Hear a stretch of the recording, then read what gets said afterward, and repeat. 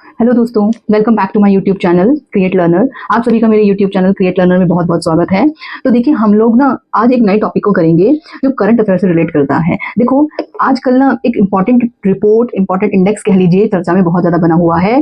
ये हमारे लिए बहुत ज्यादा इंपॉर्टेंट है, ठीक है। चाहे वो यूपीएससी का एग्जाम हो, पीसीएस लेवल पर एग्जाम हो, या किसी भी अदर एग्जाम के लिए ये रिपोर्ट जो है वो बहुत ज्यादा ही इंपॉर्टेंट हो जाती है, ठीक है। चाहे वो प्रीलिम्स की बात कह ली जाए या फिर आप मेंस में कह ली जाए, ठीक है। यहाँ पर ये सब चीजें, ये रिपोर्ट है, ये बहुत इंपॉर्टेंट हो जाती है, ठीक है। तो यहाँ पर हम इसको इस तरह से स्टार्ट करेंगे कि देखो, आपको दो देशों के मैप यहाँ पर नजर आ रहे होंगे। एक को तो आप इजीली पहचान रहे होंगे कि ये क्या है, हमारा प्यारा भारत है। और दूसरा जो है, अगर कोई पहचान पाए तो प्लीज कमेंट में मुझे बताइएगा। तब तक के मैं आप लोगों को बताती हूँ, ये है फिनलैंड का मैप, ठीक है। ये है फिनलैंड, एक बहुत ही छोटी कंट्री, ठीक है। आपके यूरोपियन जो आपका कंट्रीज होती हैं उसमें से एक नॉर्डिक कंट्री है ये, जिसमें आपके स्वीडन, डेनमार्क की सारी कंट्रीज आती हैं। तो ये है आपके पास फिनलैंड, ठीक। ये बहुत छोटा है, ठीक। इंडिया जो है इससे लगभग 9.5 गुना ज्यादा बड़ा कंट्री है, ज्यादा बड़ा स्टेट है, ठीक है। लेकिन फिर भी हमने इन दोनों कंट्रीज के मैप को यहाँ पर क्यों लिखा है, क्योंकि देखिए जो ये रिपोर्ट है ना,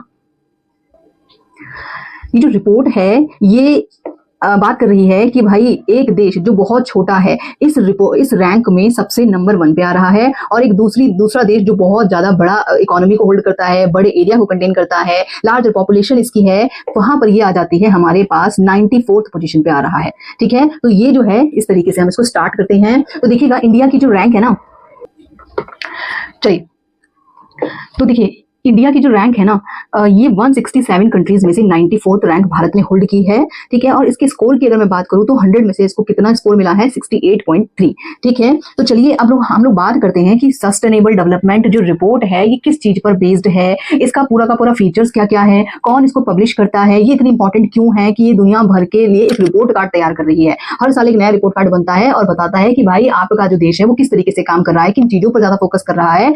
अब दुनिया भर की सरकारें कुछ भी कहते रहे इंटरनली, ये जो रिपोर्ट है ये पूरी की पूरी क्या कर देती है, उसको अच्छी तरीके से स्पष्ट रूप से प्रमाणित कर देती है कि सच में ही कुछ काम हो रहा है या नहीं हो रहा है, ठीक है। तो चलिए यहां से हम बात करते हैं सबसे पहले SDG की, सस्टेनेबल डेवलपमेंट गोल। देखो ये ना कीवर्ड्स होते हैं एक्चुअली में। आप किसी भी एग्जाम की बात करो, लाइक जैसे आप पेपर 3 है, ठीक है, यूपीएससी में जो पेपर 3 है, इकोनॉमी से रिलेटेड जो पेपर करता है, वहां पर ये जो वर्ड है ना, ये बहुत ज्यादा इंपॉर्टेंट हो जाता है। और हम लोगों को आंसर राइटिंग में इस तरीके के शब्दों का इस्तेमाल करना बहुत ज्यादा अच्छा हो जाता है, पॉजिटिव स्कोर हमको काउंट होते हैं इसमें, ठीक है। तो यहाँ पर बात करते हैं हम सस्टेनेबल डेवलपमेंट जो है वो उसका मीनिंग क्या है, ठीक है। तो यहाँ पर इसकी डेफिनेशन किस तरीके से है, ये ब्रंटलैंड रिपोर्ट की डेफिनेशन है, ठीक है। आगे बताती हूँ मैं ब्रंटलैंड रिपोर्ट क्या है। Is an approach, sustainable development is an approach to growth and human development that aims to meet the needs of the present without compromising the ability of a future, ठीक है। देखो ये ना, इसका मतलब ये है कि आज हमारे पास जो भी रिसोर्सेज अवेलेबल हैं, उन रिसोर्सेज का कैसे इस्तेमाल होना चाहिए कि आने वाली फ्यूचर जनरेशन भी उसको अच्छी तरीके से इस्तेमाल कर सके। ऐसा ना हो कि हमारे पास आज अवेलेबल है तो हम उसको इतना एक्सेसिव अमाउंट में मिसयूज करे जा रहे हैं कि आने वाली जनरेशन के लिए हम कुछ भी नहीं छोड़ें, ठीक है। आप लोगों ने बहुत सारे एड्स देखे होंगे कि जैसे उसमें एक फादर क्या है, ट्रैफिक लाइट पे रुके होते हैं, ठीक है, और उनकी गाड़ी स्टार्ट होती है तो बच्चा बोलता है कि पापा इसको बंद कर दो। क्यों? तो कि भाई अगर आज आप इसको मिसयूज करोगे इसका, तो हमारे लिए तो कुछ बचेगा ही नहीं ना, ठीक है। तो यहाँ पर सस्टेनेबल डेवलपमेंट का मतलब ही यही होता है, सतत विकास। आप डेवलप जरूर कीजिए, ठीक है, इंडस्ट्रियल डेवलपमेंट कीजिए, आप इकोनॉमिक डेवलपमेंट कीजिए, बट इस तरीके से कीजिए कि रिसोर्सेज का मिसयूज ना हो, बचा करके इस्तेमाल कीजिएगा उसको। दैट मींस फ्यूचर की जो नीड्स है वो फ्यूचर जनरेशन के लिए भी होनी चाहिए। जो प्रेजेंट हम हमारी जो जरूरतें हैं वो हम इस तरीके से इस्तेमाल करें कि फ्यूचर जनरेशन को उसमें कोई भी दिक्कत ना हो, ठीक है। ओके, चलिए, तो सस्टेनेबल डेवलपमेंट का मतलब ये है, क्लियर हुआ। अब आता है the concept of sustainable development evolved. ये जो एक जो थीम है या ये जो विचारधारा है वो स्टार्ट हुई थी ब्रंटलैंड कमीशन रिपोर्ट से। इस इज आल कॉमन फ्यूचर के नाम से भी जाना जाता है, ठीक है। इस रिपोर्ट को इस नाम से भी जाना जाता है कि भाई दुनिया भर के देशों ने इस गंभीर समस्या की तरफ चर्चा की कि भाई अगर हम लोग अर्थ का इतना मिसयूज करेंगे, इतना रिसोर्सेज का इस तरीके से मिसयूज करेंगे तो आने वाली जनरेशन के लिए कुछ भी नहीं बचने वाला है। इस तरीके से समझ लीजिए कि आने वाली जनरेशन का खात्मा होना तय ही है, ठीक है। तो हम लोगों को अच्छी तरीके से इस्तेमाल करना चाहिए और उसका मिसयूज से बचना चाहिए, ठीक है। और एक रैशनल तरीके से, तर्कसंगत तरीके से चीजों का इस्तेमाल किया जाना चाहिए, ठीक है। तो ये 1987 में रिपोर्ट बनकर तैयार हुई थी। इसके बाद आता है मिलेनियम डेवलपमेंट गोल, ठीक है। 2000 से 2015 तक इस तरीके के गोल्स भी सेट किए गए थे, इसे MDS के नाम से भी जाना जाता है, ठीक है। लेकिन अब जो है इसकी जगह पर हम SDG गोल्स के बारे में बात करते हैं, ठीक है। तो चलिए यहां तक क्या हो जाता है, सस्टेनेबल डेवलपमेंट गोल्स क्लियर होता है।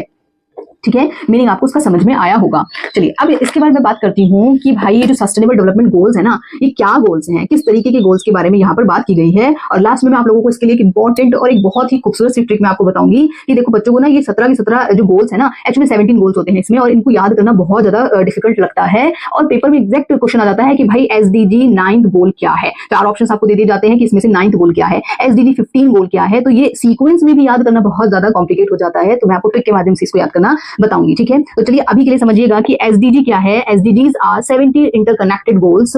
इंटरकनेक्टेड गोल्स हैं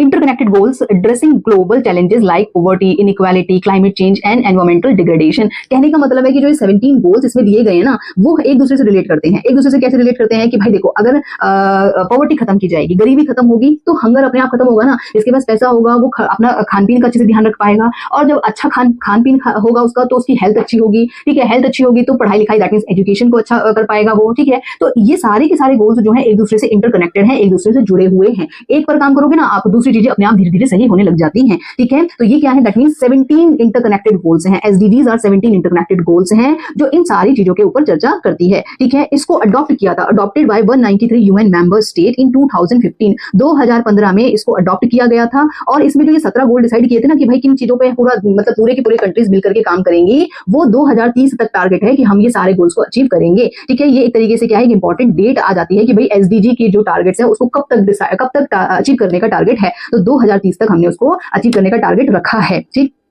और कब इसको स्टार्ट किया गया था, 2015 में एसडीजी टारगेट्स या एसडीजी गोल्स लाए गए थे। ठीक, अब इसके बाद बात करते हैं जो ये रिपोर्ट है भाई, जो अभी जो रिपोर्ट आई है, जो चर्चा में है, इतनी इंपॉर्टेंट है, वो क्या है रिपोर्ट। ठीक है, सस्टेनेबल डेवलपमेंट रिपोर्ट 2026 जो है वो 11th एडिशन है। इस तरीके की अब तक कितनी रिपोर्ट्स आ चुकी हैं, 11 रिपोर्ट्स आ चुकी हैं of the annual global assessment for SDG. हर साल यूएन क्या करता है, हर साल इन एसडीजी गोल्स को लेकर के असेसमेंट करता है कि कौन सा देश इन एसडीजी को अचीव करने के लिए कितना काम कर रहा है, किस तरीके से काम कर रहा है, एक देश को दूसरे देश से क्या सीखना चाहिए या किस तरीके के ड्रॉबैक्स को खत्म करना चाहिए। ये सारी चीजें क्या है, इस एनुअल असेसमेंट में पता चलती हैं। ठीक है, अब इसके बाद बात करते हैं कि इसको पब्लिश कौन करता है। सस्टेनेबल डेवलपमेंट सॉल्यूशन नेटवर्क के थ्रू उसको पब्लिश किया जाता है। तो देखो यहाँ पर प्रीलिम्स में भी क्वेश्चन बन जाता है कि भाई रिपोर्ट का नाम दे दिया जाता है, इसको पब्लिश करने वाली एजेंसी कौन है। ठीक है, कौन इसको पब्लिश करती है, इस तरीके से डायरेक्ट क्वेश्चन बन जाते हैं। इंडेक्स से, रिपोर्ट से एक ना एक क्वेश्चन आपको जरूर देखने के लिए मिलते हैं। ये एक इंपॉर्टेंट टॉपिक होता है, और ऐसी रिपोर्ट जो बहुत ही ज्यादा चर्चा में रहती है, या ये बहुत ही क्या है आज के समय में, देखो क्लाइमेट चेंज जैसे टॉपिक क्या है, एक इंपॉर्टेंट टॉपिक है। ठीक है, तो यहाँ से ये वाला जो टॉपिक हो जाता है, ये बहुत ज्यादा इंपॉर्टेंट हो जाता है। क्लियर है। अब भारत, चलिए भारत का कैसा परफॉर्मेंस रहा है, इंडिया ने कैसा परफॉर्म किया है। देखो भारत ने ना हिस्ट्री क्रिएट कर दी है एक तरीके से। ठीक है, हिस्ट्री कैसे क्रिएट की है कि भाई भारत, इंडिया जो रहा है वो फास्टेस्ट इंप्रूविंग मेजर इकोनॉमीज है। ठीक है, भारत ने इन सारे गोल्स को अचीव करने के लिए ना बहुत मेहनत की है और बहुत अपने आप को इंप्रूव भी किया है। ठीक है, लेकिन बहुत सारे टॉपिक्स या बहुत सारे अभी भी गोल्स ऐसे हैं जिस पर काम करना बहुत ज्यादा जरूरी है। ठीक है, तो अभी बहुत सारे चैलेंजेस बाकी हैं। ऐसा नहीं है कि इस चीज को देख करके हमें खुश हो जाना चाहिए और अपने सारी जितनी स्कीम्स हैं, जितने इनिशिएटिव्स हैं गवर्नमेंट ने लिए हैं, जितना हम काम कर रहे हैं उसको रोक देना चाहिए कि दैट मीन दैट्स इट। ठीक है, हम लोगों ने अचीव कर लिया है, अभी कुछ अचीव नहीं किया है, बस ये कह सकते हैं कि हाँ अच्छा कर रहा है, कुछ एरियाज पे अच्छा कर रहा है और कुछ पर बहुत ज्यादा काम करने की अभी भी जरूरत है। ठीक है, तो दैट मींस क्या है, इंडिया की पोजीशन क्या आई है इस बार, 94th पोजीशन है। ठीक है, पिछले साल 99 थी। ठीक, लेकिन अगर मैं बात करूं कि टोटल जंप कितना हुआ है 2015 से लेकर के, तो टोटल कितना जंप किया है।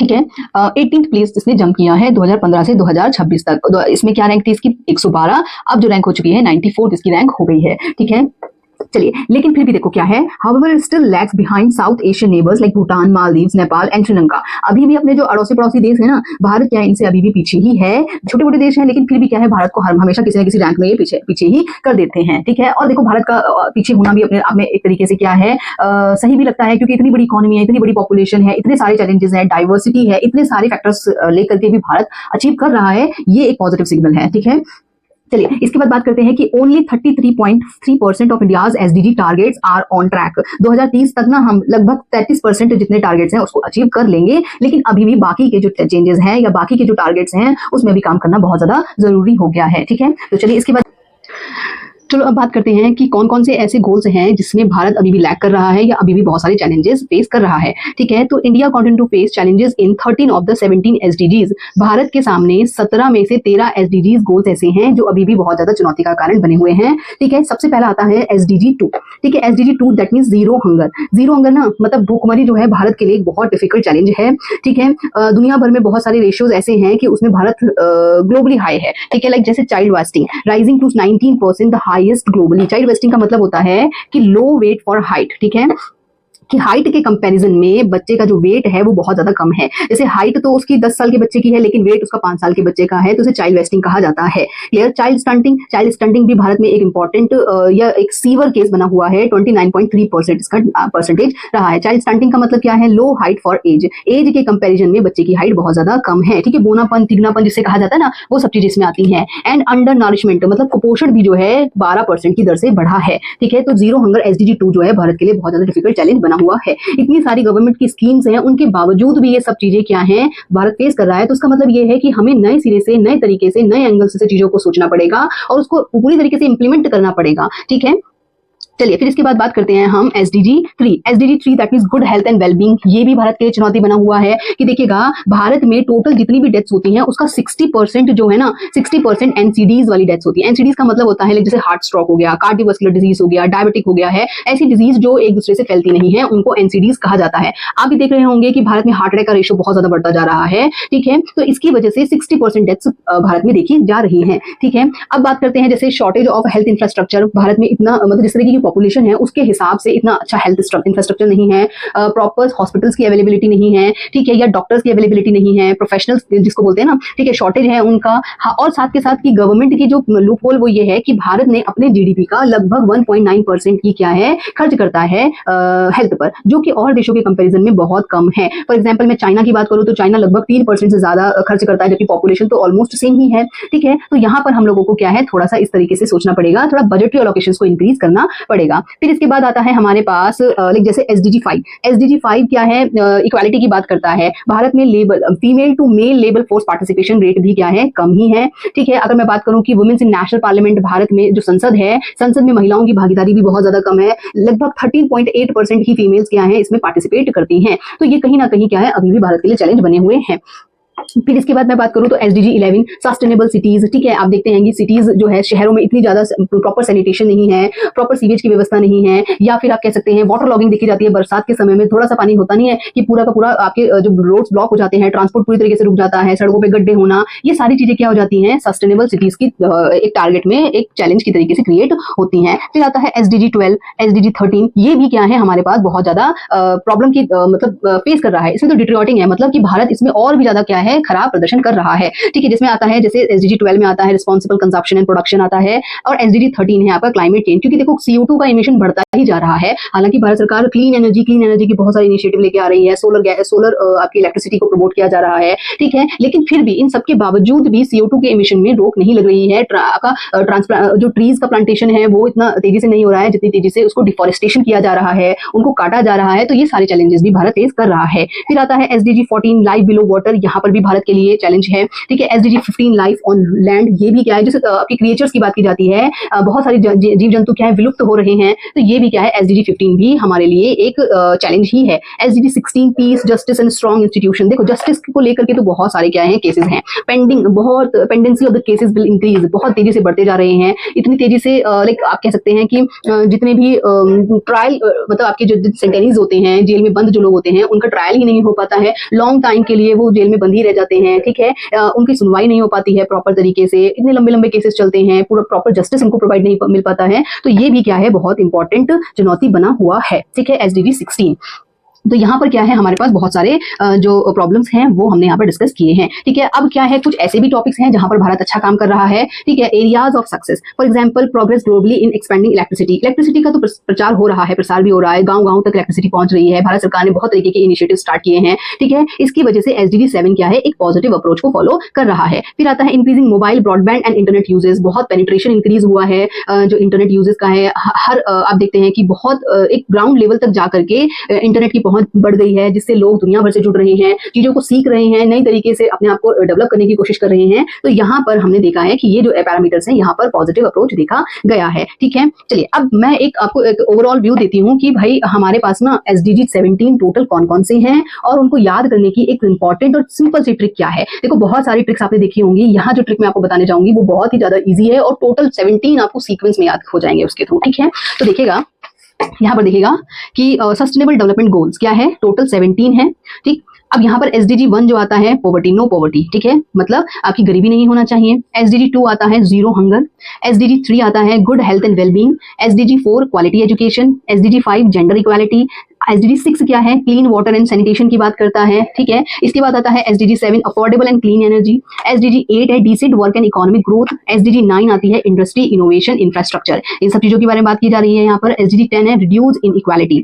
SDG 11 है sustainable cities and communities. SDG 12 जो है रिस्पॉन्सिबल कंजप्शन एंड प्रोडक्शन।